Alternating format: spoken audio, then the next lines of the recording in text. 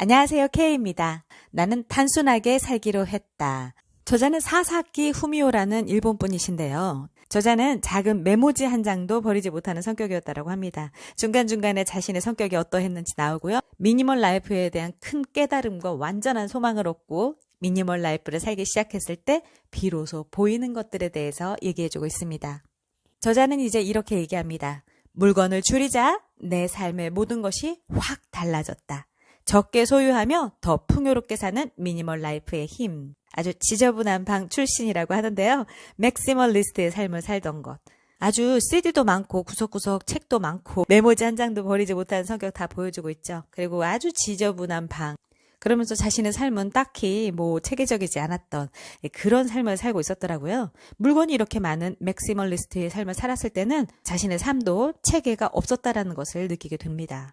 미니멀리스트의 방입니다. 다 치워버렸어요. 완전 다 개운하게 치웠고요. 자신이 무엇을 버렸는지도 이 책 안에 나오고 있습니다. 네, 그것을 보면서 공감하는 부분들도 많이 있거든요. 근데 또 이 글귀가 저를 붙잡더라고요. 2장의 사진은 모두 똑같은 내 방이다. 10년 동안 한 번도 이사하지 않은 버리지 못한 물건들로 가득한 방에서 나의 삶은 멈추었다. 그때 내가 만난 것은 물건을 최소한으로 줄이는 미니멀리스트의 삶이었다. 나는 지저분한 방에서 벗어나 미니멀리스트로 거듭났다. 물건을 줄이자 나 자신도 달라졌다. 미니멀 라이프는 물건을 최소한으로 줄이는 삶을 말하죠. 근데 그냥 물건을 줄이는 것에 목적을 두는 게 아니라 그것을 수단으로 해서 소중한 것을 위해 줄이는 사람. 그들을 미니멀리스트라고 합니다. 이 책을 다 읽어보면서 미니멀 라이프에 정답은 없다라고 생각하게 되었습니다. 어떤 물건을 줄일지, 어떻게 줄일지 그것은 자신에게 해답이 있습니다. 그래서 이제 생각이 필요해요. 남의 것을 보면서 그대로 다 따라하는 정도가 아니라 나를 깊게 들여다보는 작업을 하게 하는 그런 책입니다. 결국 진정한 미니멀리스트는 자신에게 진짜 필요한 것이 무엇인지 아는 사람. 지금 현재에 있어서 내가 가장 필요한 게 무엇이고 내가 미래에 어떤 사람으로 나아가고 싶은지 그것을 알아가는 사람. 그래서 소중하고 중요한 것을 위해 물건을 줄이는 사람. 그들을 얘기합니다.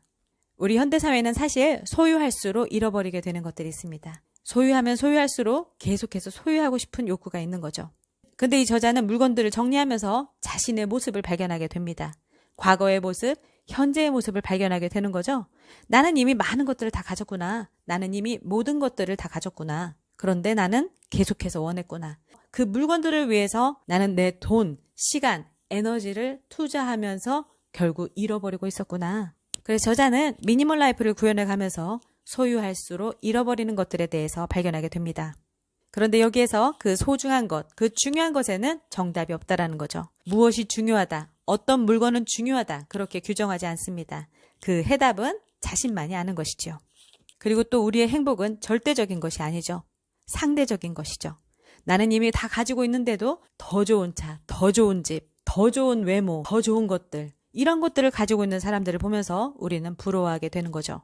그러면서 욕구를 가집니다. 내가 저것을 위해서 또 열심히 일해서 또 바쳐서 사는 거죠. 근데 안타까운 거는 그리고 우리가 자각해야 되는 것은 그 만족감이라는 것은 평생 하는 게 아니라는 것입니다. 어떤 것은 한 달, 어떤 것은 몇 주, 어떤 것은 며칠, 어떤 것은 몇 시간에 불과합니다. 운동선수들이 대단한 우승을 거두어도 사실 우승의 기쁨은 단 3시간뿐이라고 나오거든요. 어떤 선수가 그토록 평생 원해왔던 그 우승을 거머쥐었는데도 결국 그것을 달성하고 나서는 그 기쁨이 영원한 것은 아니라는 것을 깨닫게 됩니다. 그래서 이 책은 이렇게 제안합니다. 더 많이 가질수록 행복하다고 믿는 당신, 그 대상이 무엇이든 더 많이 가지고 싶은 당신, 미니멀 라이프, 최소의 삶에도 눈 떠보시기 바라는 거죠. 맥시멀 라이프를 산다고 해서 그는 행복했을까요? 아니었습니다. 미니멀 라이프를 산다고 해서 불행했을까요? 아니었습니다. 아이러니하게도 맥시멀 라이프에서 살았을 때는 자신의 행복감, 그 만족감이 다 얼마 가질 않았어요. 그러면서 계속해서 더 원했던 거였고 더 돈, 시간, 에너지를 더 쏟아부었고 더 모아갔습니다. 그래도 항상 부족하게 보였고 항상 자신의 행복이 비교됐었습니다. 자신의 그 내면의 깊은 것들을 다 들여다보게 된 거죠. 물건들을 통해서. 그러면서 이 모든 것들을 다 없애고 나니까 오히려 그는 자유를 얻었고 오히려 그는 더 충만한 만족감을 느끼게 되었습니다. 돈과 시간, 에너지도 더 자유롭게 되었고 더 원하는 것들이 이제 없어지게 되니까 돈, 시간, 에너지를 더 소중하고 중요한 것에 쓸 수 있게 된 거죠. 그래서 이렇게 최소의 물건으로 최대의 행복을 누리는 즐거움, 더 심플하게 살면서 소중한 것에만 집중하는 그 즐거움, 그것에 대해서 눈뜰 수 있게 해줍니다.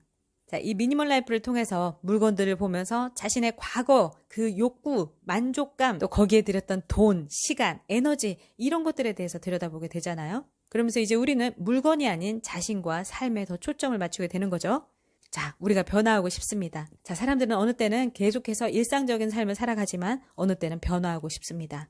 근데 짧은 시간 내에 최소한의 노력으로 인생을 변화시킬 수 있는 방법은 바로 미니멀 라이프라는 거죠. 그는 항목별로 하루하루 다 줄여가면서 최대 일주일이면 엄청난 변화를 이뤄낼 수 있다고 합니다. 짧은 시간 내에 최소한의 노력으로 인생을 변화시킬 수 있다는 거죠. 그러면서 우리는 새로운 관점을 가지게 됩니다. 물건이 자신의 가치를 표현할 수 있는 수단이 되어버린 현대사회에서 새로운 관점을 제시하는 거죠. 물건을 통해서 나를 보는 것이 아니라 오히려 최소의 삶을 살아가면서 그 물건들을 더 소중히 다루게 됩니다. 그리고 또 더 많은 것들을 원하지 않음으로써 자신의 돈, 시간, 에너지, 만족감에 자유를 줄 수 있습니다. 근데 미니멀리즘은 비단 개인에게만 국한되는 것이 아닙니다. 기업에도 점차 영향을 미치고 있어요. 그동안 사람들은 개인도 기업도 겉으로 보여지는 맥시멀리스트의 그 사람이나 기업의 가치를 쉽게 판단할 수 있었습니다.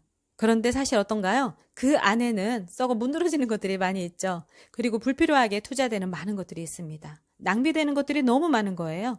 이 맥시멀리스트의 사진 안에 숨겨져 있던 많은 허세, 허황된 것들, 헛된 것들, 엄청난 낭비 이런 것들을 다 들여다봐야 되는 거죠. 우리가 이렇게 맥시멀 라이프처럼 넘쳐나는 물건에 둘러싸여 살아가게 된다면 과거에 대한 집착이 우리의 발목을 붙잡고 미래에 대한 불안도 우리의 현재를 더 온전하지 못하게 합니다. 멈추고 버리고 발견하고 정말 나에게 필요한 것들만 채워가면서 그렇게 비움과 채움을 통해서 내 삶을 다시 재정비할 수 있습니다. 어떤 새로운 직업을 갖게 돼서 어떤 새로운 인정과 엄청난 돈과 이런 것들을 다 갖게 되어야지만이 내 삶이 변화되는 게 아니라 우리는 스스로 비움을 결정하고 또 다른 체험을 만들어갈 때 우리의 자신이 변화하고 우리의 인생도 변화시킬 수 있습니다. 라 로슈프코는 이렇게 얘기했습니다. 우리는 행복해지기 위해서가 아니라 남들에게 행복하게 보이기 위해 애쓴다. 저자는 미니멀 라이프를 시작하기 전에 처절한 자각에 마주하게 됩니다. 나는 쓰레기였다. 저자는 물건을 버리지 못하고 쌓아두면서 그것이 자신의 가치이자 행복으로 이어진다고 믿었다고 합니다. 자신은 물건을 무척 좋아하고 잘 버리지 못하는 사람이었다고. 하지만 갖고 싶은 것들을 다 가지고서도 늘 다른 사람과 비교하면서 비참한 기분에 빠지곤 했다고 합니다. 내가 무엇을 해야 하는지 깨닫지 못해서 혼란스러웠다고. 무슨 일이든 깊이 생각하지 못한 채 시간을 허비했고 출판 일을 하고 싶어 했거든요. 근데 그 출판 일 역시 그렇게 갈망해서 선택한 직업임에도 후회하기 시작했다. 걸핏하면 술에 의지했다. 나는 고작 이 정도밖에 안 되는 인간이라고 체념하면서 그저 모든 것에 익숙해져 갔다. 가끔씩은 지저분한 방을 탈출하기도 했대요. 주말에 여자친구가 오면 부랴부랴 방도 치우고 청소하고 나면 나름 봐줄만 했다고. 세련된 소품들을 잘 배치해놓고 간접 조명으로 아늑한 분위기를 연출하기도 했다고. 근데 곳곳이 누가 열어보기라도 하면 큰일이었다라고 합니다. 모든 것들이 다 엉망으로 뒤섞여 있었고 너무 많은 것들이 차고 넘쳤던 거죠. 또 다른 것, 또 새로운 것, 더 좋은 것.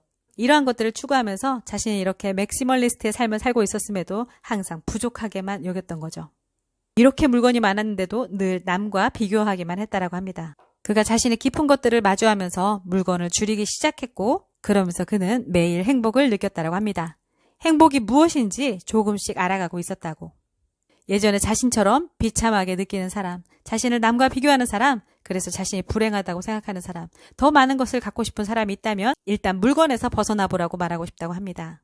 원래부터 물건에 대한 집착이 없거나 자신의 삶에서 보물을 발견하는 사람들도 있지만 자신처럼 평범한 사람들이라면 더욱 평범한 행복을 느낄 수 있는 길, 늘어난 물건들 속에서 잃어버린 우리 자신의 본연의 삶에 대해서 들여다보자고 합니다. 우리는 늘 뭔가를 소망하고 간절히 원해서 손에 넣기도 하죠. 근데 그렇게 아무리 간절히 원해서 손에 넣은 물건으로도 우리는 아주 잠깐만 행복할 뿐이라고 합니다. 그리고 때로는 사람들은 정말 행복에 대해서 제대로 아는 것이 없다라고도 합니다. 물건을 줄이는 일은 자신이 진정으로 원하는 행복에 대해 재정립하는 계기가 된다라고 합니다. 이렇게 최소의 물건을 가지고 최대의 행복을 만들어가는 이 최소의 삶, 미니멀 라이프를 통해 만난 기적들이 있다고 합니다. 우선 이렇게 물건을 최소한으로 줄이고 나니까 자신의 하루가 완전히 달라졌다고 합니다. 예전엔 습관적으로 자신의 시간과 돈과 에너지를 들였던 것들로부터 이제 완전히 벗어나게 된 거죠. 시간을 들일 필요도 없고 에너지를 들일 필요도 없고 돈을 쓸 필요도 없는 거죠. 또 다른 것들을 갈구하는 욕구도 낭비하지 않는 거죠. 그러면서 모든 것들이 다 말끔히 수리돼 있고 먹고 나면 바로 설거지하고 나머지 시간은 자신이 정말 하고 싶은 것들로 시간을 채운다고 합니다. 책을 읽거나 글을 쓰는 거죠. 자신이 진정으로 하고 싶은 것들에 집중하는 하루하루를 보내는 거죠. 술도 마시지 않기로 하니까 시간, 돈, 술로 인한 모든 것들로부터 자유로워지게 된 거죠. 저녁에는 느긋하게 스트레칭도 하고 잠자리에 바로 들고 아침에는 따사로운 햇살에 눈을 뜨고 알람도 맞춰놓지 않은 채로요. 그러면서 매일매일 아침은 무척 상쾌하고 그러면서 자신의 일상의 시간들은 중요한 것들에 집중하는 시간으로 채워지고 충분히 휴식할 시간들도 확보하고 명상을 하기도 하고 숙면도 취하게 되는 거죠. 그러면서 집을 나서는 출퇴근길은 사계절의 변화를 느끼면서 걸어가는 즐거움을 느낀다고 합니다. 이런 최소한의 삶으로 최대의 행복을 누리는 이 하루하루의 변화가 자신에게는 기적과도 같다고 합니다. 자신이 필요한 물건들은 이미 모두 갖고 있었는데도 아직 소유하지 못한 물건에 자꾸 눈길이 갔던 것들, 내게 없는 물건에만 온통의 신경이 쏠려 있으니 자신의 행복지수, 만족지수 이러한 것들이 더 낮았다는 것을 발견하게 됩니다. 그래서 저자는 이렇게 얘기합니다. 물건을 줄이는 일은 목적이 아니다. 다른 소중한 것을 발견하기 위한 수단이며 자신의 인생의 중요한 이야기를 엮어내기 위한 시작이다. 이제 우리는 소유에서 공유의 시대로 넘어가고 있습니다. 이제 현대인들은 소유의 개념을 바꿔버린 거죠. 소유하지 않고 공유할 수 있도록 많은 발명품들이 세상에 나왔죠. 이제 공유의 시대로 바뀌어가기 때문에 우리는 이제 많은 것들을 소유할 필요가 없습니다. 소유했으나 또 다른 것을 더 추구할 필요가 없습니다. 호텔도 에어비앤비처럼 우리는 공유하는 시대가 된 거죠. 차도 렌탈의 개념으로 많이 바뀌었잖아요. 렌탈은 옛날에는 여행에 갔을 때만 필요한 것이라고 생각했는데 이제 우리는 삶에서 그런 렌탈 개념을 적극적으로 도입합니다. 우리는 이미 원하는 모든 것을 가지고 있는 거죠. 그리고 더 원한다면 우리는 공유의 개념을 통해서 소유하지 않고도 경험할 수 있습니다. 소유보다 경험을 더 늘리는 거죠. 너무 많은 물건들이 당신을 망친다. 저자는 또 이렇게 얘기합니다. 일본에서는 지진에 대한 두려움이 다른 어떤 나라들보다도 더 많이 있죠. 자신이 소중하게 여겼던 물건들이 지진이 일어나면 엄청난 흉기가 되기도 합니다. 또 자연재해 속에서 파괴되기도 합니다. 그렇게 손실되게 됩니다. 또 소중하게 여겼던 물건들을 관리하고 유지하느라 내 시간의 발목을 붙잡고 있는 것들이 있을 수가 있죠. 요즘에는 그렇게 공유의 문화가 형성되어 있죠. 물건을 자기 혼자 소유하는데 그치지 않고 공유하거나 나누는 문화가 형성되는 거죠. 이제 공유는 혼자 즐기는 소유보다 더 긍정적이고 효율적인 문화가 되었죠. 그동안 쓸모없이 방치하고 있던 공간이나 물건들을 인터넷을 통해 필요한 사람들에게 제공하거나 더 싼 가격으로 판매를 하게 된다면 물건의 가치가 다시 살아날 수 있죠. 여기 프리드리히 니체는 소유에 대해서 이렇게 얘기했는데 너무나 공감이 됩니다. 알맞은 정도라면 소유는 인간을 자유롭게 한다. 도를 넘어서면 소유가 주인이 되고 소유하는 자가 노예가 된다. 우리가 아무것도 갖지 않아야 자유로운 것이 아니고 알맞은 정도의 소유라면 우리를 자유롭게 하죠. 이제 물건은 그 원래의 기능, 정말 필요했던 그 기능으로 돌아가야 되는 거죠. 우리가 너무 익숙해져서 실증나서 또 다른 자극을 원해서 또 다른 욕구를 채우려고 개인들의 물건의 수는 기하급수적으로 늘어났는데 이제 우리는 진정으로 그 물건의 기능에 다시 집중하고 진정한 소유를 누리는 소유를 해야 되겠죠. 우리의 돈과 시간과 에너지가 그 물건의 노예가 되는 것이 아니라 우리는 그것들의 주인으로서 더 지혜롭고 더 즐겁고 더 행복하게 그것들을 누릴 수 있습니다. 둘이서 꾸미는 아늑한 미니멀 하우스. 어떤 부부가 미니멀리즘을 실천하고 있는데요. 집을 가지기 전에 소유하지 않는 삶, 미니멀리즘에 눈을 떴다라고 합니다. 그래서 원래 77제곱미터, 약 23평 정도의 집에서 살았는데 44제곱미터, 약 13평 집으로 이사하면서 버린 물건들이 엄청나게 많았는데 무려 130kg이었다고 합니다. 그렇게 어마어마한 양을 버리고 나서 더 자각이 들었겠죠? 이것을 위해서 얼마나 돈과 시간과 에너지를 썼나. 그래서 이제는 물건을 사는데 더 신중해 줄 수가 있죠. 그렇게 비우고 나서 다시 채우는 거예요. 뭘로? 마음에 드는 물건들로 채우고 그것들을 소중히 하면서 미니멀 라이프를 살아가는 거죠. 그리고 다른 사진들도 보면 4인 가족으로서 살아가는데 최소한의 물건들로 꾸며진 그런 인테리어를 통해서 각자와 서로에게 더 집중할 수 있는 삶을 살아가는 미니멀 라이프를 살고 있다고 합니다. 그리고 어떤 청년은 배낭 하나면 세계 일주도 가능하다고 얘기하는데요. 4년의 시행착오를 거친 후에 엄선된 장비들, 엄선된 물건들을 출연해서 이 배낭 하나만으로도 세계 일주가 충분하다라고 얘기합니다. 그러면서 자신이 살고 싶은 삶에 집중하는 거죠. 노트북을 들고 세계를 누비면서 음악을 만드는 젊은 모험파 미니멀리스트도 있더라고요. 자, 이제 자신만의 미니멀 라이프 왜 필요한지 생각해 보시기 바랍니다. 또 나의 진정한 미니멀 라이프의 정의는 무엇이 되어야 할까 생각해 보시기 바랍니다. 나는 어떤 면에서 맥시멀 라이프의 삶을 살았고 그것에서 빠져나와 내게 정말 소중하고 중요한 것들에 집중하고 그런 경험들을 풍요롭게 늘리는 미니멀리스트의 삶을 어떻게 만들어갈 것인지 생각해 볼 수 있는 계기가 되길 바랍니다. 인생이 가벼워지는 비움의 기술, 무려 55가지나 있는데요. 그걸 잘 살펴보면 좀 마인드 편하고 실전 편으로 나뉘더라고요. 그래서 저도 마인드 편과 실전 편으로 조금 나눠서 알려드리도록 하겠습니다. 이제 진정한 미니멀 라이프스타일을 위해 우리 물건을 좀 줄여볼까요? 그러기 위해서 우리 마인드부터 좀 살펴볼게요. 일단 우리는 우리 자신을 믿어야 합니다. 나는 물건을 못 버리는 성격이야.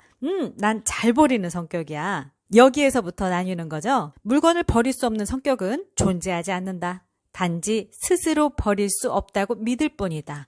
심리학에서 학습된 무기력이라는 말이 있거든요. 자신이 어떤 일에 여러 번 실패하다 보면 무기력이 학습되는 거예요. 근데 반대로 어떤 작은 성공도 계속해서 반복하다 보면 그것 또한 학습되거든요.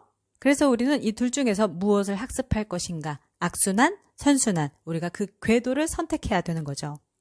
그래서 나는 잘 못 버리는 성격이야. 이런 말은 자신이 그럴 능력이 있는데도 몇 번이나 실패했기 때문에 상황을 개선하려는 마음조차 없어진 상태라고 합니다. 근데 왜 버리지 못하는지 우리가 명확히 알고 있다면 머지않아 버릴 수 있게 되는 거죠. 우리는 뭔가를 버리지 못하는 성격 때문에 그런 것도 아니고 그저 버리고 비우는 기술이 미숙할 뿐이라고 하는 거죠. 우리가 쟁여놓는 것 이런 것들은 많이 좀 보고 배웁니다. 부모님들을 통해서. 그런데 사실 우리가 잘 버리는 기술을 배우지 못한 이유도 있어요. 그래서 이제 버리고 비우는 기술을 잘 익혀가는 것 우리 자녀들에게도 그런 것을 잘 가르쳐줘야겠다는 생각이 드네요. 그래서 사실 진짜 문제는 버리는 습관 대신 버리지 않는 습관을 익혔을 뿐이라는 거죠. 저자도 한때는 지저분한 방 출신이라고 했거든요. 근데 지금은 물건을 최소한으로 줄인 방에서 살고 있고 근데 자신의 성격이 달라진 게 아니라고 합니다. 버리는 습관과 비움의 기술을 익힌 것뿐이라고. 그래서 이제 우리는 우리 자신을 믿어야 해요.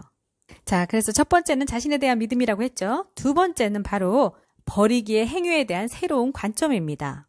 우리는 뭔가를 이제 버리기 시작하면 그것을 잃는 것이라는 생각이 들고 좀 손해를 보는 듯한 느낌이 들고 나중에 또 필요하지 않을까 이런 생각이 또 들거든요. 그런데 우리의 관점을 이제 이렇게 바꿔야 해요. 버리기는 잃는 게 아니라 얻는 것이다. 사실 버림으로써 얻을 수 있는 것은 의외로 많다라는 거죠. 그래서 버리기의 행위가 아깝다라는 관점이 아니라 나는 얻는다. 시간이 더 많아지는구나. 공간도 더 확보하는구나. 에너지도 더 넘치게 되는구나. 청소도 아주 수월해지는구나. 난 자유롭다. 이런 것들을 얻게 되는 거죠. 그래서 버릴 때는 버리는 물건만 생각하지 말고 그 덕분에 얻을 수 있는 장점에 눈을 돌리라는 겁니다. 다시 한번요. 버릴 때는 잃는 물건보다 얻는 것에 더 집중하라입니다. 마인드 편의 세 번째는 우리의 마음입니다. 사실 그 핵심을 들여다봐야 돼요. 철학자 바리흐 스피노자는 이렇게 말했다고 합니다. 사람은 할 수 없다고 말할 때 사실은 하고 싶지 않다고 스스로 결정하는 것이다. 난 잘 못 버리는 성격이야. 너무 바빠. 버리기엔 너무 아까워. 이런 것들이 결국 나는 사실은 하고 싶지 않다라고 스스로 결정하는 것이라고 합니다. 우리가 무언가를 할 수 없다고 할 때 사실 그것에 드는 시간과 노력 이러한 것들이 귀찮아서인 경우가 대부분이라는 거죠. 버리기도 마찬가지인 거고요. 현상 유지를 유지하는 것 그것은 확실히 편한 선택이긴 하죠. 그렇지만 물건을 그대로 두는 편안함만을 추구하면 언젠가는 감당할 수 없는 물건들에 둘러싸인다는 사실을 기억하라고 합니다. 줄이고 싶다는 마음만 확실하게 있으면 그 마음을 가장 중요하게 여기라는 거죠. 제가 선택한 마인드 편의 네 번째로는 시간에 관한 것입니다. 우리는 시간이 없어서 버릴 수 없기도 하죠. 저도 사실 그랬거든요. 이거 좀 하려고 하면 너무 시간이 걸린다 이렇게 생각이 들고 좀 마음이 좀 부담이 되는 거죠. 근데 시간이 있어야 버릴 수 있는 게 아니라 버리면 시간이 생긴다라는 거죠. 그러므로 지금 당장 버려야 한다. 버리는 것이 최우선 과제다. 버리기를 자꾸만 미루게 되면 우리는 버리기 위한 시간들, 그 에너지들을 다 계속 쌓아놓게 되죠. 그러면 나중에 많이 쌓아져 있으면 하기가 싫어지죠. 지금 당장에 버릴 것을 선택하면 몇 초, 몇 분이면 되는데 나중으로 미루게 되면 그것은 몇 시간짜리, 하루짜리 그렇게 눈덩이처럼 커져서 압도된 마음을 갖게 되는 거거든요. 그래서 정말 하기 싫어지는 거죠. 그래서 버리기를 위한 시간에 대해서 시간이 있어야 버릴 수 있는 게 아니라 버리면 시간이 생긴다. 지금 당장 버려라. 이것을 기억해야 하겠습니다.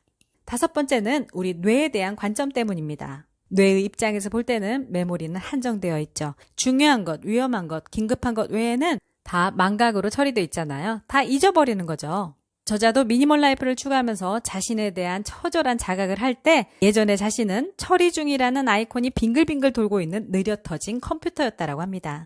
뭔가 새로운 일을 하고 싶어도 데이터는 가득 차 있고 해야 할 일도 너무 많았다고 합니다. 한마디로 먹통이 되기 직전의 컴퓨터처럼 간단한 작업밖에 할 수 없었다고 해요.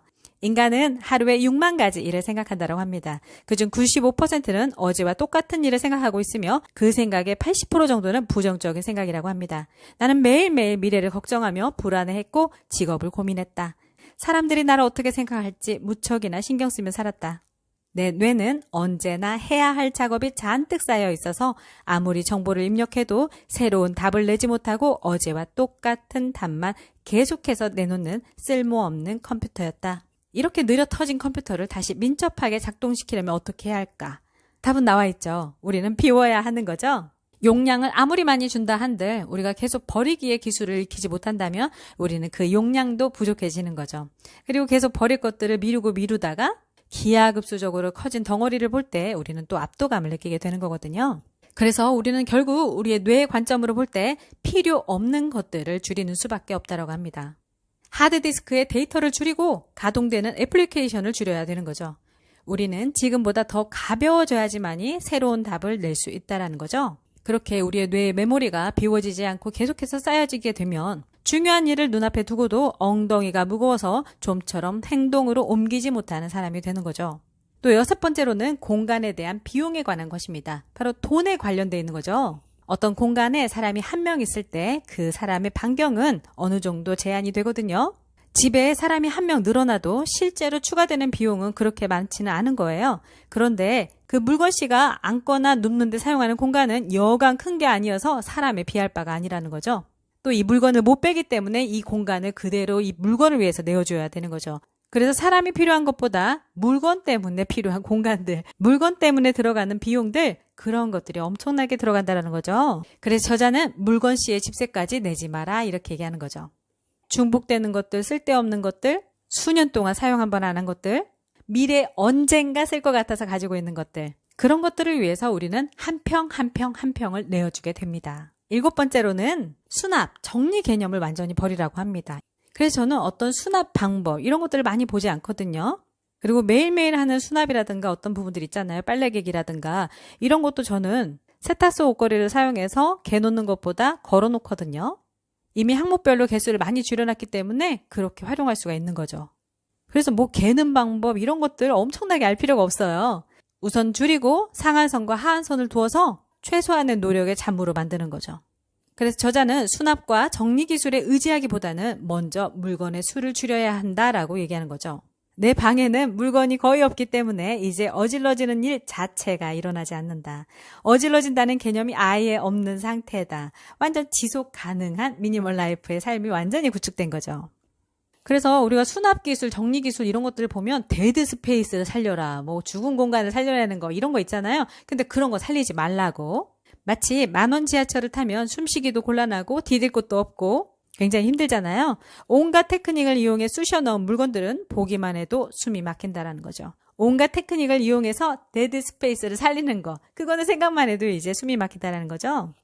아무것도 없는 빈 공간, 데드 스페이스, 죽은 공간이야말로 우리의 마음을 편안하게 하고 생기도 넘치게 하는 거죠. 또 통풍도 잘 되고요. 또 버리기의 선택의 기준에 대해서도 알려주고 있는데요.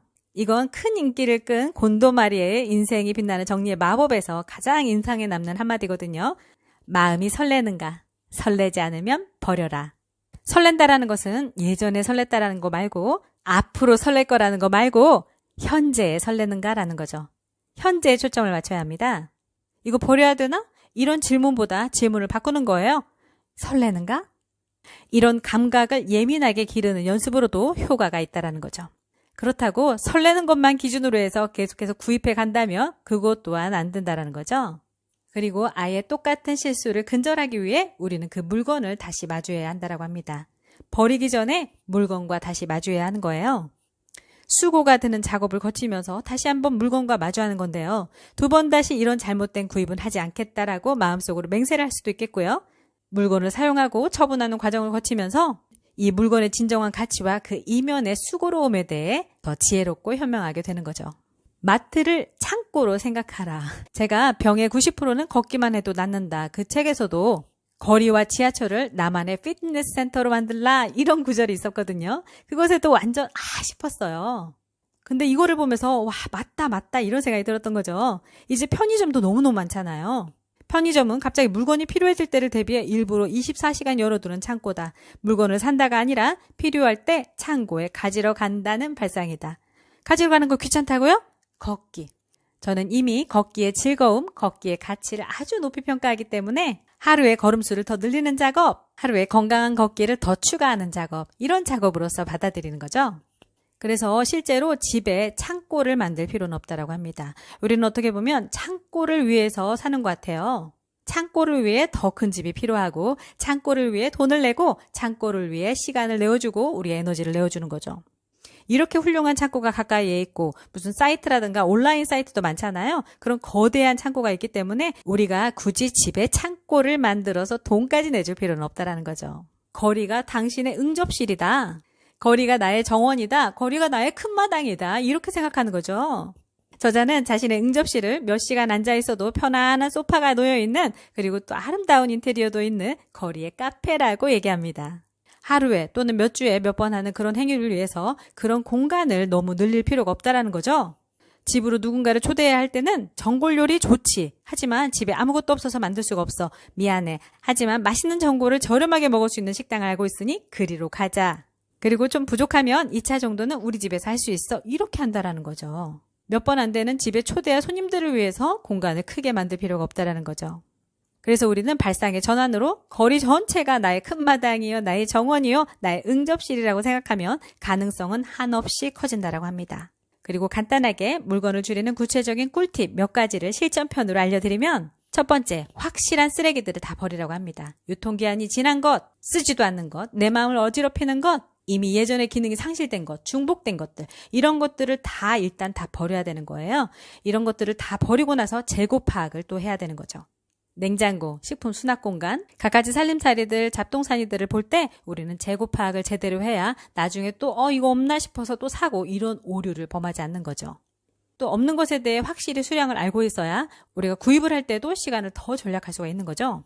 그리고 버리기 힘든 물건들은 사진으로 남겨놓는 거예요. 또 렌탈도 활용할 수 있다고 말씀드렸었죠. 이렇게 인생이 가벼워지는 비움의 기술, 버리는 기술만 잘 익혀도 우리는 여러 가지 변화를 맞이할 수 있습니다. 시간도 생기고요. 생활이 즐거워지고요. 자유와 해방감을 느끼고 남과 더 이상 비교하지 않게 됩니다. 남의 시선을 두려워하지 않게 되고요. 행동하는 사람이 됩니다. 집중력도 높아지고요. 전략하고 환경도 생각하게 됩니다. 건강하고 안전하게 되고요. 인간관계도 달라지게 됩니다. 지금 이 순간을 즐기는 사람, 현재를 사는 사람이 되는 거고요. 또 중요한 건 감사하는 삶을 살게 됩니다. 실제로 저도 버리기를 실행하고 제 삶의 구석구석을 정리정돈해가면서 하나하나 너무너무 감사하더라고요. 제가 돈 한 푼 안 들이고 걷기만으로도 건강을 지킬 수 있다는 것도 감사하고요. 걷기 좋은 도시에 사는 것도 감사하고요. 그 걷기 좋은 도시를 또 걷는 것도 감사합니다. 자녀와 함께 걸으면서 더 행복한 추억을 만들어갈 수 있는 것에 감사하고요. 이렇게 진정한 미니멀 라이프를 살아가면서 나중에 자녀와 함께 더 좋은 경험에 투자하는 것, 더 넓고 큰 세계에 나가는 것, 다른 국가의 도시에서 또 사는 경험, 여러 가지 것들을 더 계획할 수 있고 이미 계획된 것들을 위해서 저는 더 즐겁게 할 수 있습니다. 요즘은 정말 걷기도 즐겁고요. 미니멀 라이프도 즐겁고요. 간헐적 단식도 너무너무 즐겁습니다. 독서는 무조건 즐겁고요. 물건을 줄여가는 것도 너무너무 즐겁습니다. 나는 단순하게 살기로 했다.